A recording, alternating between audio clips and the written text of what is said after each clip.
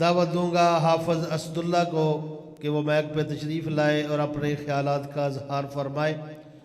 حافظ اسداللہ۔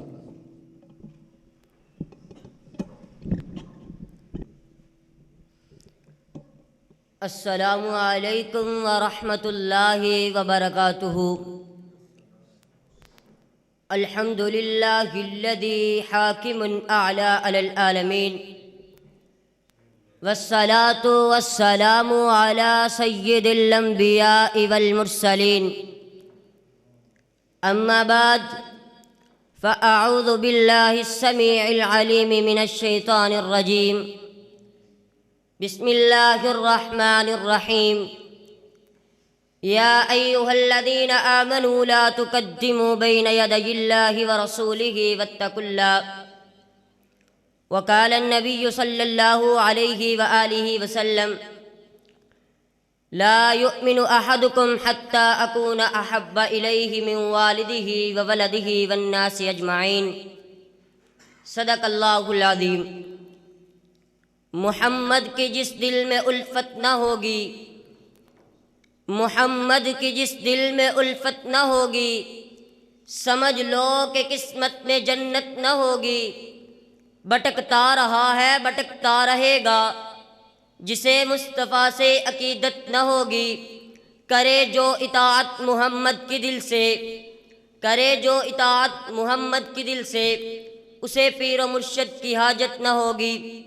سامعین محترم اور سٹیج کی زینت، علماء اکرام، میں آج اس باوقار محفل کے اندر جس موضوع کو تخیلات کی وادیوں سے نکال کر، لفظوں کا جامہ پہنا کر، آپ کے ذہنوں میں اتار کر، آپ کے دل کی بنجر زمین کو سیراب کرنا چاہتا ہوں، وہ ایسی عظیم ہستی ہے جو ظلمتوں میں آفتاب و مہتاب بن کر آئے، جن کے آنے سے انسانوں کو جینے کا شعور آیا، تمدن آیا، امن آیا، وقار آیا۔ گرامی قدر، اگر اس نبی مکرم صلی اللہ علیہ وآلہ وسلم کی عظمت کی بات کی جائے تو اس نبی کی عظمت، جس کی عظمت کو خالق کائنات نے بیان کیا، وما ارسلناک الا رحمۃ للعالمین، اور اس نبی کی عظمت، جس نبی کی عظمت کو خالق ارض و سما نے اس کی عمر کی قسم خود اپنے قرآن میں اٹھائی، لعمرک انہم لفی سکرتہم یعمہون۔ اس نبی کی عظمت، جس نبی کی عظمت کو قرآن مجید یوں گویا ہوتا ہے: یا ایہا النبی انا ارسلناک شاہدا ومبشرا ونذیرا۔ اور تفسیر طبری میں امام ابن عباس رضی اللہ تعالی عنہ میرے نبی کی عظمت کو اس طرح بیان کرتے ہیں: ما خلق اللہ وما زرع وما برع نفسا اکرم علی اللہ من محمد۔ اور کہیں الفضل ما شہدت بہ الاعداء۔ احباب ذی احتشام، اگر غور کی جائے تو آج میرے نبی کی توہین کی جاتی ہے۔ میں کہتا ہوں، ارے نبی مکرم علیہ الصلاۃ والسلام کی توہین کرنے والوں، مکہ اور مکہ کے باشندوں سے پوچھو، طائف اور طائف کے پہاڑوں سے پوچھو کہ میرے نبی کی حرمت کیا ہے۔ احباب گرامی قدر، میں تو فخر سے سر بلند کر کے کہتا ہوں کہ اگر غیرت محمدی دیکھنا چاہتے ہو تو حضرت عبداللہ بن ام مکتوم رضی اللہ تعالی عنہ کو دیکھو۔ اگر محبت رسول دیکھنا چاہتے ہو تو حضرت زبیر رضی اللہ تعالی عنہ کی جلستی ہوئی آنکھوں کو دیکھو۔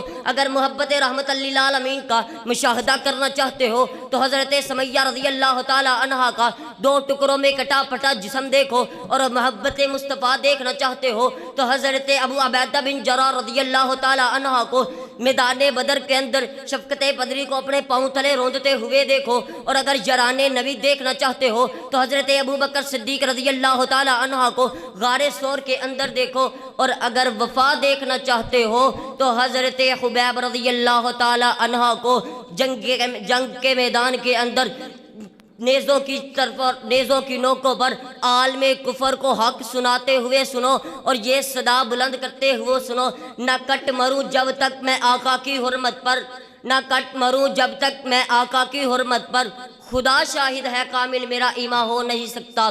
احباب ذی احتشام، جتنے بھی پیغمبر اس دنیا میں دعوت توحید لے کر آئے، انہیں تان و تشنیع کا شکار بنایا گیا، لیکن نصرت الہی غالب آ گئی۔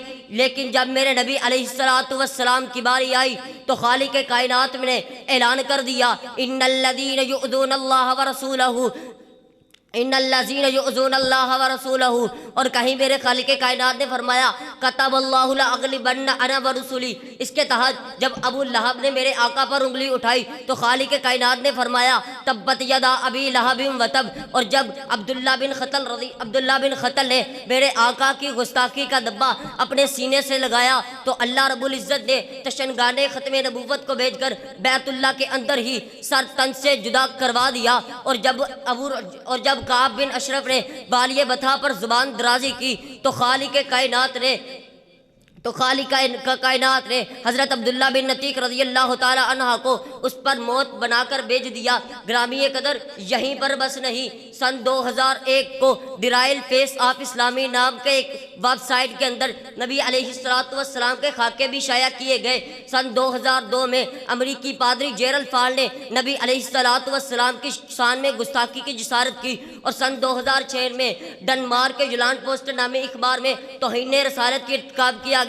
لیکن گرامی قدر اسی پر بس نہیں، جو انسان میرے نبی کی گستاخی کرتا ہے، گرامی قدر جس طرح چاند پر تھوکنے والے کا اپنا ہی منہ گندا ہوتا ہے، اسی طرح اس سے راج منیر پر طنز کرنے والے کا حال تاریخ کی آنکھوں میں جھلکتا نظر آتا ہے۔ کہیں توہین نئے نبی کی توہین کرنے والا چیچک جیسی غلیظ بیماری میں مبتلا نظر آتا ہے، اور کہیں نبی علیہ السلام کی توہین کرنے والا اپنے ہی بیڈ پر جلس کر راکھ بنایا گیا۔ حضرات گرامی قدر، میں قربان جاؤں ان نفوس قدسیہ پر جنہوں نے میرے نبی علیہ السلام جنت کے سرٹیفکیٹ حاصل کرنے کے لیے اپنا تن من دن حرمت رسول پر قربان کر دیا۔ جی ہاں گرامی قدر، آج نبی علیہ السلام نے فرمایا کہ جو انسان فتنوں کے دور کے اندر میری ایک سنت کو اجاگر کرتا ہے، اس پر عمل کرتا ہے، اس کو آگے پہنچاتا ہے، اس کو 70 شہیدوں کا ثواب ہوتا ہے۔ لیکن گرامی قدر، آج دل پر ہاتھ رکھ کے بتانا کہ ہم نے نبی علیہ السلام کی آج کتنی سنتوں پر ہم عمل کرتے ہیں۔ اسی لیے تو میں اکثر کہا کرتا ہوں، حق بات پہ کٹتی ہے تو کٹ جائے زباں میری، حق بات پہ کٹتی ہے تو کٹ جائے زباں میری، اظہار تو کر دے گا جو ٹپکے گا لہو میرا۔ گرامی قدر، آج اطیع اللہ و اطیع الرسول سے بے وفائی کی وجہ سے حرمت رسول کو پامال کیا جاتا ہے۔ قل ان کنتم تحبون اللہ فاتبعونی کو چھوڑ دینے کا صلہ مل رہا ہے، اور گرامی قدر قل ان کنتم تحبون اللہ کو چھوڑ دینے کی سزا مل رہی ہے۔ لیکن گرامی قدر، میں کہتا ہوں اٹھو، زمانہ تمہارے قدموں کی چاپ کا منتظر ہے، اٹھو، تم اٹھو۔